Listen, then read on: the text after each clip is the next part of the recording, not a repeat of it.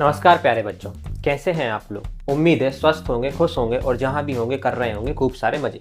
आप सभी का स्वागत है शिक्षास्त्र एजुकेशन में। अगर आप चाहते हैं आपको आपके सब्जेक्ट से रिलेटेड टॉपिक वाइज सारे वीडियो फ्री ऑफ कॉस्ट मिले तो सबसे पहले इस चैनल को शिक्षास्त्र एजुकेशन को सब्सक्राइब कर लीजिए और बेल आइकन बटन को प्रेस कर लीजिएगा ताकि सारे वीडियोस आपको मिले टाइम पर। तो चलिए शुरू करते हैं आज का लेक्चर। आज हम देखेंगे सम का फॉर्मूला एपी में, अर्थमेटिक प्रोग्रेशन में। हमें फॉर्मूला याद है, हमें ये भी पता है कि ये लगाया कैसे जाता है ना, लेकिन ये नहीं मालूम कि ये प्रूफ कैसे हुआ है, ये फॉर्मूला बना कैसे। कई बार एग्जाम में प्रूफ भी आ जाता है क्योंकि बुक में दिया हुआ है एनसीईआरटी की, है ना। एसएन को किससे रिप्रेजेंट करते हैं? Sum of first n term of AP. AP की फर्स्ट एन टर्म का जो सम होगा वो n/2 2a + n-1d होता है। यहाँ पे a फर्स्ट टर्म होता है, n नंबर ऑफ टर्म होती है, d कॉमन डिफरेंस होता है और बस, है ना। एसएन तो हमें सम ऑफ फर्स्ट एन टर्म को रिप्रेजेंट करता ही है। तो कैसे प्रूफ करा जाता है? तो बोलूँगा प्रूफ करने के लिए ना सबसे पहले आपको एपी का जनरल फॉर्म लिखना पड़ेगा। आपको मालूम है एपी की फर्स्ट टर्म ए होती है, सेकंड टर्म a + d होती है, थर्ड टर्म a + 2d होती है ना, हर बार d ऐड करते जाएंगे, और फोर्थ टर्म होती है a + का 3d।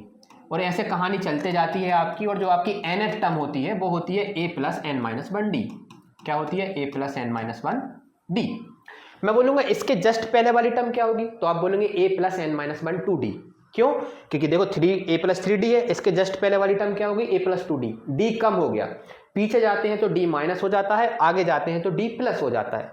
तो इसके जो पहले टर्म होगी वो होगी a + का n- 2d। ठीक है, लेकिन मुझे तो सम करना है ना भैया, तो मैं बोलूंगा सबके बीच में प्लस लगा दो। अगर आपको सम करना है तो आपने सबके बीच में क्या लगा दिया? यहाँ पे प्लस, तो यहाँ भी क्या आ गया? प्लस। ठीक है, अब सम को किससे रिप्रेजेंट करना है? तो सम को रिप्रेजेंट कर दे रहा है एस से, एस से सम को रिप्रेजेंट कर दे रहा है। ठीक है, तो ये एपी का जनरल टर्म थी, इनका सम चाहिए था तो बीच में प्लस लगा दिया और सम को किससे रिप्रेजेंट कर दिया? एस से, क्योंकि सबके सम को एस से रिप्रेजेंट कर दिया। अब तरीका क्या कहता है? तरीका ये कहता है ये फॉर्मूला ड्राइव हुआ कैसे। तो उन्होंने बोला कि आप एक काम करो, एक पैटर्न फॉलो करो और हमेशा सेम रिजल्ट आएगा। तो उन्होंने बोला पैटर्न क्या है? तो उन्होंने बोला जो भी टर्म है उनको एक बार बिल्कुल सीधा लिखो। आपने लिख दी स्टार्टिंग से लेके एंड तक। अब इन्हीं टर्म को उल्टा करके फिर से लिख दो। उल्टा करके मतलब जो लास्ट टर्म है वो कहां पे आ जाएगी? फर्स्ट नंबर पे। तो आप देखेंगे यहां पे आ जाएगी a + का n-1 का d। फिर इसकी पिछली टर्म मैंने आपको बताया था, इसके पहले वाली टर्म क्या हुई होगी? a + का n- 2d हुई होगी। फिर ऐसे चलते जाएगी, a + का n- का 3d, है ना। पीछे जाते हैं तो d कम हो जाता है, तो a + का n- का 3d। ऐसे ही चलते जाएगी कहानी, चलते जाएगी, यहाँ आएगी और जो स्टार्टिंग की फर्स्ट टर्म है ये कहाँ पहुंच जाएगी? लास्ट में। तो यहाँ पहुंच जाएगी a। जब लास्ट की टर्म फर्स्ट में आ गई तो फर्स्ट की टर्म लास्ट में जाएगी, क्योंकि नंबर ऑफ टर्म तो हमने बदली ही नहीं है। हमने एक बार पूरे नंबरों को सीधा लिखा, एक बार पूरे नंबरों को उल्टा लिख लिया। अब क्या करा? 2 स्टेप कंप्लीट हो गई, पहले सीधा फिर उल्टा। अब करना है तीसरी स्टेप में ऐड करना है। अब इनको ऐड कर दीजिए। क्या ये भी एस बोल दूं मैं इसको? क्योंकि ये भी सम ही है, दोनों का सम सेम आने वाला है। अब दोनों को ऐड कर दीजिए। इसको इक्वेशन फर्स्ट बोला मैंने, इसको इक्वेशन सेकंड बोला। दोनों इक्वेशन को मैंने ऐड कर दिया, equation first plus equation second. अब आप देखेंगे कुछ कमाल का कुछ होगा। आप देखेंगे कि एलएचएस में भी ऐड होगा, s + s कितना हो जाएगा? 2s।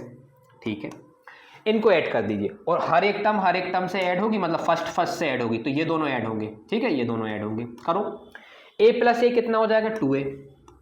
ठीक है, n-1 d तो है ही। ठीक है, फिर ये a + का 2d किससे ऐड होगा? ये a + का 2d ऐड होगा a + का n- 2d से, है ना, क्योंकि सेकंड टर्म है, ये भी सेकंड टर्म है। तो a कितना हो जाएगा? 2a। फिर से 2a हो गया, है ना। जब आप इनको ऐड करेंगे d और n- 2d को, मैं यहाँ रफ में ऐड करके बता रहा हूँ, d को और n- 2d को आप ऐड कैसे करेंगे? आप d कॉमन ले लेंगे, d कॉमन ले लेंगे तो यहाँ 1 बचेगा, यहाँ n- का 2 आ जाएगा, n-2, और इसको सॉल्व करेंगे तो ये बन जाएगा n-1d, n-1d। तो आपने a और a तो ऐड कर ही लिया था, 2a लिख दिया था। अब इस d को लिख दिया आपने n-1d। ये कौन सी टर्म ऐड हो गई? आपकी सेकंड टर्म। फिर आप थर्ड नंबर की टर्म करेंगे। थर्ड नंबर पे कौन है? a + का 2d, और यहाँ थर्ड नंबर पे कौन है? a + का n- का 3d। फिर आप ऐड करें तो देखो a + मतलब a और a कितना हो गया? 2a। ठीक है, फिर आप d वाली टर्म को ऐड करेंगे, देखो 2d, फिर d कॉमन ले लो आप, तो n-3 + 2 हो जाएगा, तो बचेगा n-1d, तो यहाँ बन गया n-1d। ठीक है। इसी तरीके से ये ऐड होते जाएंगे। फिर हमने एक लास्ट में और ऐड कर ली, लास्ट वाली टर्म को और ऐड कर लो। जैसे लास्ट वाली टर्म को ऐड करोगे तो a प्लस ए कितना हो जाएगा 2a और n minus 1d as it is. तो आप क्या नोटिस कर रहे हैं जरा ध्यान से देखो, जब भी आपने दोनों की फर्स्ट टर्म ऐड करी, सेकंड टर्म ऐड करी, थर्ड टर्म ऐड करी और लास्ट टर्म ऐड करी, सबका आंसर सेम आ रहा है 2a plus n minus 1d, 2a plus n minus 1d, 2a plus n minus 1d और 2a plus n minus 1d। ये 2a plus n minus d कितनी बार आया? जितनी बार सम हुआ। कितनी बार सम हुआ? जितनी नंबर ऑफ टर्म्स है। कितनी नंबर ऑफ टर्म्स है? n नंबर ऑफ टर्म्स है। कैसे पता चला? क्योंकि n लिया है, देखो n लिया है तो इसमें नंबर ऑफ टर्म्स कितनी है? तो यहाँ पे है n number of terms. Number of terms है आपकी n। तो इसका मतलब है भैया ये n बार ऐड हुई ये चीजें। हाँ, और n ही बार ये 2a plus n minus 1d आया।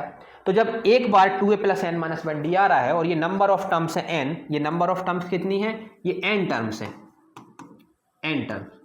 तो क्या मैं इसे ऐसे नहीं बोल सकता 2s एज इट इज, है ना? इन सब का सम क्या हो जाएगा? 2a प्लस का n माइनस 1d। कितनी टाइम्स? n times. तो n टाइम्स ऐड करने से अच्छा है कि n से मल्टीप्लाई कर दो।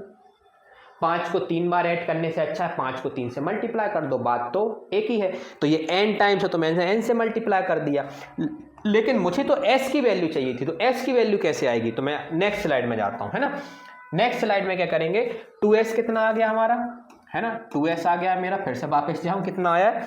n into 2a plus n minus 1d, n into 2a plus का n माइनस का 1d। ये मेरा s आ गया, लेकिन 2s आ गया, लेकिन मुझे तो s चाहिए। तो s क्या हो जाएगा? n माइनस का 2, 2a प्लस का n माइनस का 1d। और इसी s को हम sn बोल देते हैं। इसी s को हम क्या बोल देते हैं? sn। अच्छे से, ताकि क्या बन जाए ये इसको हम बोल सकें कि ये है sum of first n term of AP, n terms of AP की फर्स्ट n टर्म्स का सम। और याद रखिएगा, सबसे ज्यादा ध्यान अगर इस लाइन में बोला जाए तो इस पे है। एपी की कोई सी भी टर्म का सम नहीं है, ये फर्स्ट n टर्म का है, पहली से लेके आखिरी टर्म का फर्स्ट n। मतलब अगर मैंने बोला कोई एपी है 2, 4, 6, 8, 3 टर्म का सम निकालो, तो 3 टर्म यहां से स्टार्ट होंगी, फर्स्ट से 2 से। इन 3 टर्म का सम मत निकाल देना, इस फॉर्मूले से आंसर गलत आ जाएगा, क्योंकि एपी कहां से स्टार्ट हो रही? 2 से। इस पे लोग ध्यान नहीं देते, इस फर्स्ट वर्ड पे, और कहते हैं फिर हमारा ये तो सम फॉर्मूला काम ही नहीं कर रहा। कैसे काम करेगा? हर किसी टर्म का सम का फॉर्मूला नहीं है ये है sum of first n term of AP. चाहे तो आप फर्स्ट 2 टर्म निकालो, फर्स्ट 3 टर्म, फर्स्ट 4 टर्म, लेकिन स्टार्टिंग 2 से करना, ठीक है। इसका मतलब ये होता है। तो कहना भैया ये तो प्रूफ हो गया। बिल्कुल। कैसे करा हमने प्रूफ? कभी भी कोई भी एपी का क्वेश्चन हो तो आप इससे, अब हम इस फॉर्मूले को ना डायरेक्ट यूज करते हैं, लेकिन कल को अगर आप डायरेक्ट प्रूफ करना फॉर्मूला भूल गए एग्जाम में आप फॉर्मूला ही भूल गए, फिर आप कैसे करोगे?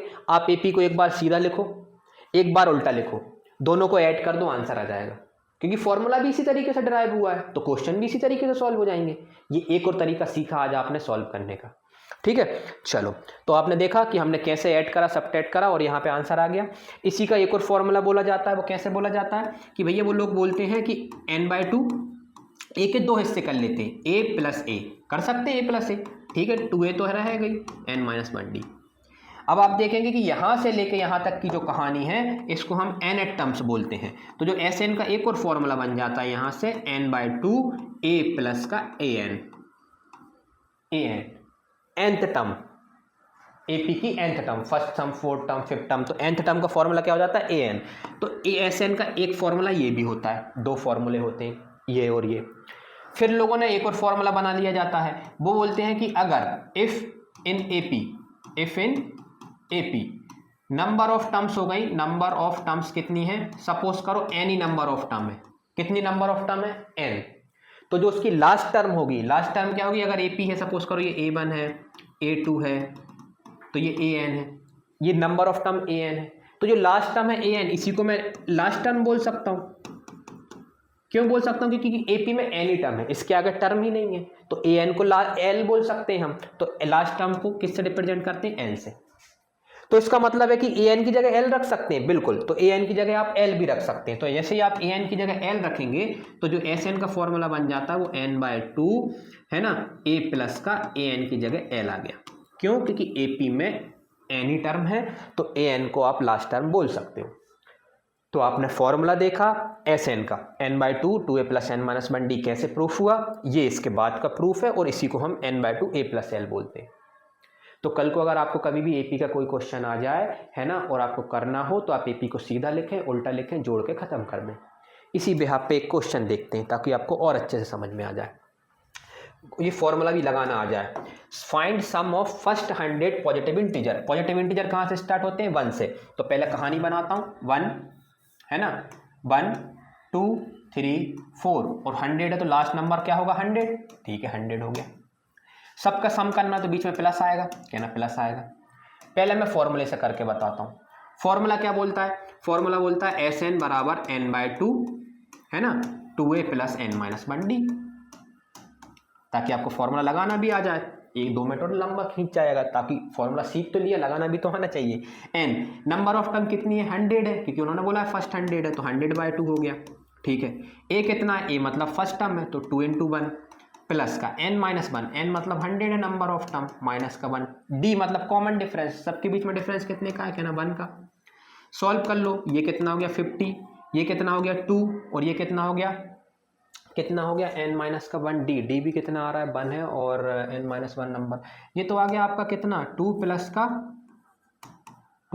का 99, ठीक है 99 आ गया। तो 50 × हो गया 101, इसका मल्टीप्लाई करेंगे तो कितना आ जाएगा आपका 50 ना, है ना 505 50। और ये एक बड़ा अच्छा नंबर है, लोग इसे रट भी लेते हैं, याद भी कर लेते हैं, है ना, कि सम ऑफ फर्स्ट 100 नेचुरल नंबर का पॉजिटिव इंटीजर का सम है या नेचुरल नंबर का सम है, उसको आंसर होता है 50, है ना, अच्छा लकी नंबर है क्या ना। ये तो आपने इससे प्रूफ बता दिया, आप मुझे उससे भी बताएंगे जो आपने बेसिक बताया है ना, कि एपी को सीधा लिखो उल्टा लिखो, क्या आंसर सेम आएगा, बिल्कुल। देखो कल को आप ऐसे इनका फॉर्मूला ही भूल गए एग्जाम में, तो सबसे पहले तो क्वेश्चन को एस मान लो, ठीक है।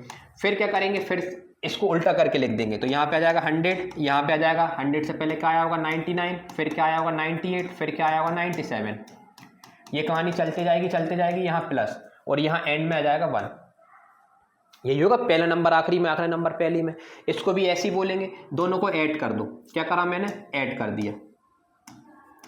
दोनों को ऐड करेंगे तो s और s कितने हो गए 2s हो गए, ठीक है। 100 और 1 हो गया 101, लाइन बाई सेट करना है, 2 और 99 101, 2 और 9 3 और 99 101, ये भी कितना 101 और ये भी कहाँ तक चला जाएगा, ये भी 101 लास्ट।